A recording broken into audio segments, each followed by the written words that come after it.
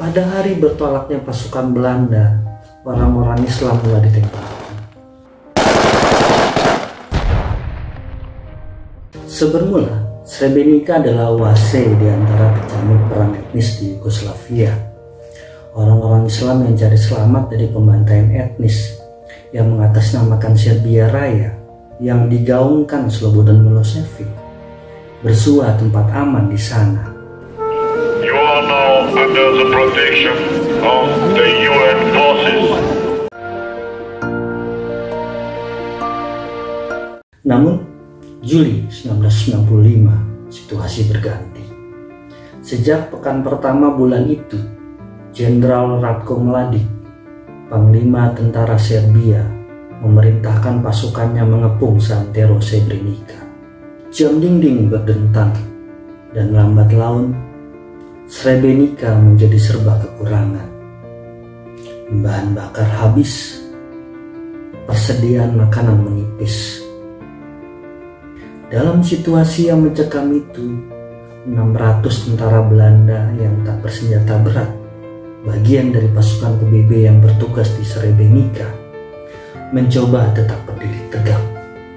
Sang komandan, Letnan Kolonel Karaman, menyemangati pasukannya dengan kabar bahwa dirinya telah meminta dukungan udara kepada Panglima pasukan PBB, Jenderal Bernard Janvier dari Prancis.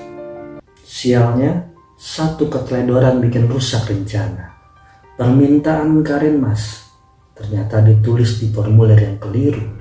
Alhasil, permintaan itu memang dijawab, tapi semua sudah terlambat. Mulanya semangat juang sempat meledak-ledak, tepatnya ketika dua pesawat tempur F-16 Belanda menjatuhkan dua bom di atas posisi pasukan Serbia yang mengepung. Namun, Jenderal Mladić lebih cerdik. Dia punya kartu as. Sebelum serangan udara dilancarkan, pasukan Serbia sudah menggempur pos PBB. Mereka menawan 30 prajurit Belanda. Jagal bengis itu pun berseru, jika pengoboman berlanjut, para tahanan akan dibunuh. Maka terjadilah. Menjelang sore yang merah, 11 Juli 1965, pasukan Mladić menjejak Srebrenica.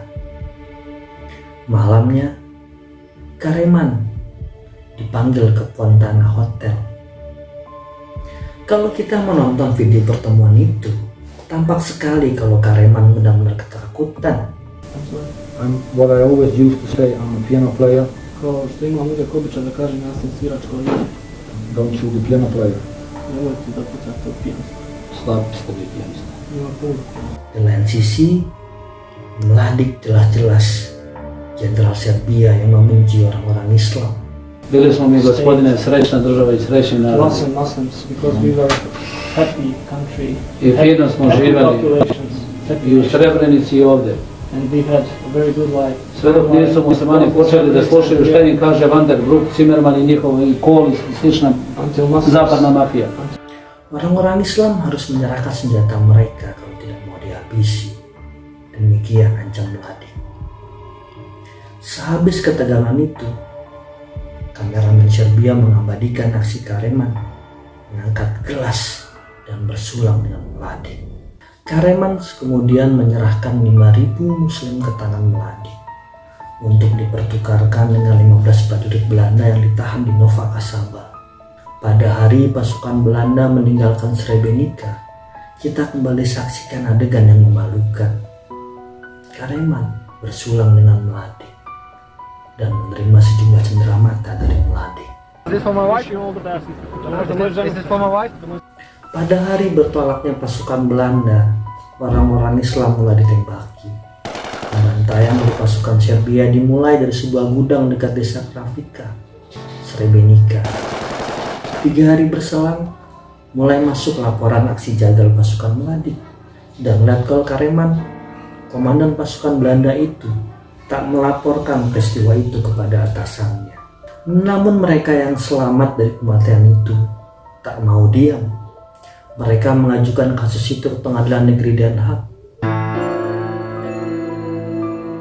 Butuh 16 tahun pasca brutalitas di Srebrenica sebelum para hakim memutuskan negara Belanda bertanggung jawab atas kesalahan Kereman dan pasukannya yang membiarkan ribuan orang tak berdosa dibantai.